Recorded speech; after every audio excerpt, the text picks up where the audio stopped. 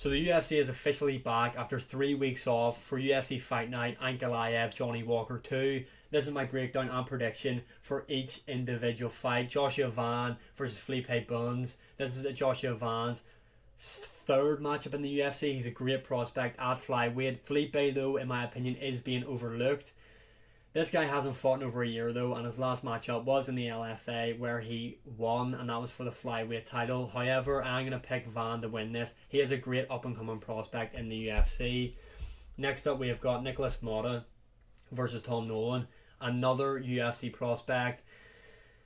Nicholas Motta, this is pretty embarrassing to say, but I picked him to beat Trey Ogden, and obviously he lost pretty much every single second of that matchup and was going to lose the submission until the referee had a mare and dived in early and stopped the matchup, which resulted in it being a draw. Tom Nolan, this is going to be his first actual test in the UFC. Motta, yes, he might not be great, but he does carry power. I mean, if he cracks you, he can't really hurt you. But for me, I am going to go for Tom Nolan to win this matchup by second round TKO. Next up, we have got Weston Wilson versus Gene Silva. I'm not going to waste too much time on these fights. Gene Silva is going to win this by KO. Next up, this is a pretty interesting matchup. You've got one of the Bassarat brothers competing against Taylor Lapulus, who is coming off that win against Loughran at UFC Paris, which was Gan Spivak.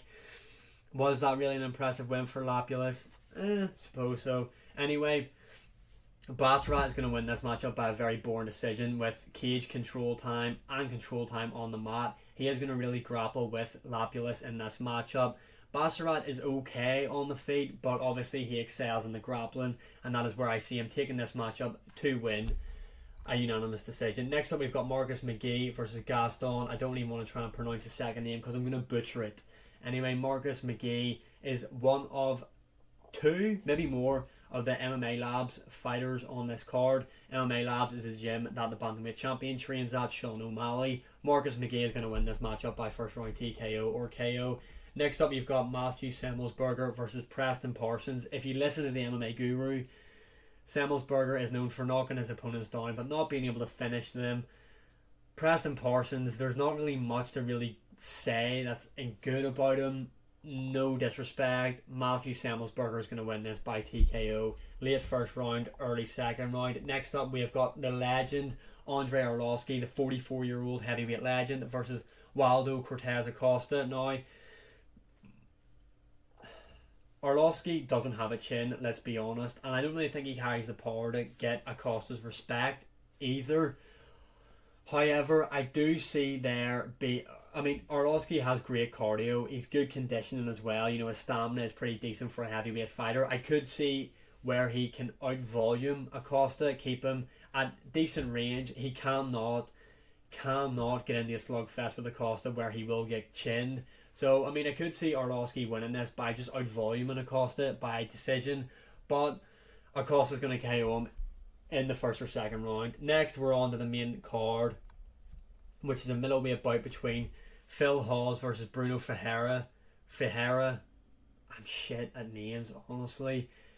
Whoever lands first in this matchup, that is what it comes down to. Both guys are pretty chinny. Although Bruno Ferreira made his UFC debut on that Jamal Hill Glover Teixeira card with a really impressive KO over Rodriguez. Let me just see. RoboCop, I think it was. Or maybe I'm just chatting shit. Let me see.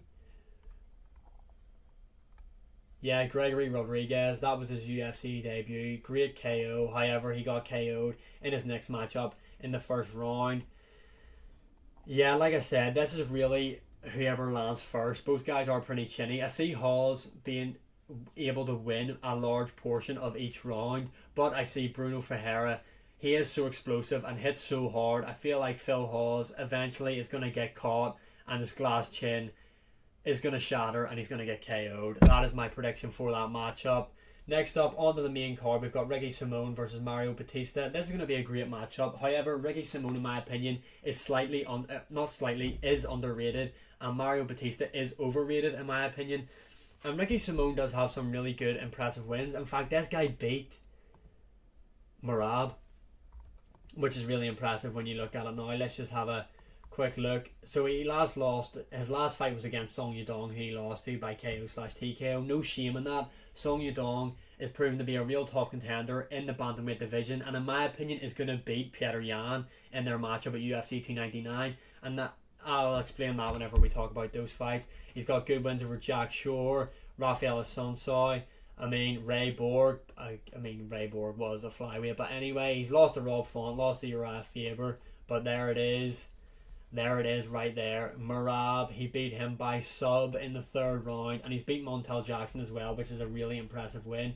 Mario Batista, on the other hand, arguably lost to Damon Blackshear, but it was a close fight, let's be honest. Blackshear took this matchup on short notice, though, I'm pretty sure. I think he took on like a week's notice. But anyway, he got the win there. I just feel like Ricky Simón is going to be able to out-grapple him and win this matchup by a boring decision. I feel like Ricky Simón is just more well-rounded, and I feel like he's going to win this matchup by decision.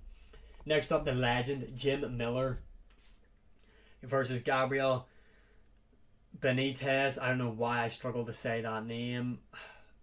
Jim Miller actually looks fat in this picture. They're not doing him any justice here. But anyway, Gabriel Benitez's bottom is just low tier fighter in the lightweight division. Jim Miller is going to get the win here by finish, move on to UFC 300 where he deserves to fight on the legend that is Jim Miller. Maybe a Tony Ferguson matchup at UFC 300, who knows, but yeah, Jim Miller is going to take this by finish. Then we're on to the co-main event, which is a rematch of Matheus Nicolau versus Manel Kape. Now, this is going to be a really interesting matchup because their first matchup was really close. However, Manel Kape, in their first matchup, Manel Kape is a great counter striker, but he kind of rushed to try and get the finish over Matheus Nicolau in their first matchup, and I don't think that's going to be the case in this matchup. As well as this, Matheus Nicolau was able to get the takedown on Manel Kape. Now, Manel Kape is normally a really good wrestler. He is a really good grappler, really good defensive grappler as well, and he's coming off that really impressive win over, I don't want to butcher this guy's name, it was his UFC debut. Everybody did predict Manel Kape to get the win here, but yeah, Felipe dos Santos, who comes out of that shoot the box gym where Charles Oliveira fights out of, and you really seen that in that style when they were fighting. Now, he was meant to face Kai France, who pulled out, so it was a short notice fight for him, and it was a war, but let's be honest, Manel Kape comfortably won that if you go back and watch it. And in my opinion, Manel Kape is really on a roll here, and I see him just counter punching Matheus Nicolau. He wobbled him in their first matchup. I feel like he's going to wobble him in this matchup and get the finish, and hopefully they can do Kai France Manel Kape at UFC 300 after he gets a win here. If not, Manel Kape has to fight for the belt next. But they're more than likely going to do Brandon Moreno against Pantoja again after he beats Albazi. But yeah, anyway, for this one, I feel like Manel Kape is just going to counter punch Matheus Nicolau in there, keep the fight standing where he excels, and finish this matchup by TKO. Next up, we have got the main event, the rematch, Magomed Ankalaev, Johnny Walker. Now, Johnny Walker, I can see we've seen it where he pretended he was hurt with a body shot and then went in for a flying knee. Johnny Walker just isn't as wild as what he once was, which is what made him really dangerous. He is a bit more reserved now, and in my opinion, Magomed Ankalaev, he's a future champion at lightweight. I see Magomed Ankalaev winning this matchup pretty comfortably. I actually see him finishing Johnny Walker. Johnny Walker, let's not forget, is very chinny. He is really chinny. Now, this is the big thing that's going to play into this matchup is the height and reach of Johnny Walker, which is going to make it pretty hard for Ankalaev to close the distance. However, we've seen Ankalaev be able to take Johnny Walker down in that short period we've seen in their first matchup. Again, however, Johnny Walker showed really good takedown defense and being able to work his way up from the cage, and that is where the knee occurred from Magomed Ankalaev. Magomed Ankalaev is kind of having a pretty shit streak at the minute. The guy can't get a win. He drew against Jan Blachowicz, and then obviously this no contest. However, I feel like there's going to be a real statement win here for Magomed Ankalaev. I feel like he's going to absolutely dominate Johnny Walker. Yes, like I said, Johnny Walker showed really good takedown defense in the short period we've seen, but when you go back and watch some old tape on Johnny Walker, like his matchup against Nikita Krylov, who in my opinion is the dark horse of this light heavyweight division, but Magomed Ankalaev did beat him. We've seen him be able to control Johnny Walker, and I don't think he's anywhere near the level of grappler as Magomed Ankalaev. I see Magomed Ankalaev finishing this matchup by TKO due to ground strikes, maybe in the third round. But I do stress I can't see a world where Johnny Walker goes back to his old self and can catch Magomed Ankalaev. If you're going to the power advantage in terms of who hits harder, you have to lean towards Johnny Walker. However, Magomed Ankalaev might not have the power that Johnny Walker has. However, Johnny Walker is very chinny, and let's face it, I mean, the guy has looked okay in his last few performances. Let's just have a quick look at who he's beat. You go to who Johnny Walker's faced, you've got that no contest. You've got Anthony Smith, who looked fat and terrible in their matchup, and he couldn't finish him. He beat Paul Craig, who, let's face it, stylistically is a great matchup for someone like Johnny Walker. Ion Cutelaba, I don't know why I said that like a weird accent, who he subbed in the first round. Again, negative fight IQ. Then he lost to Jamal Hill.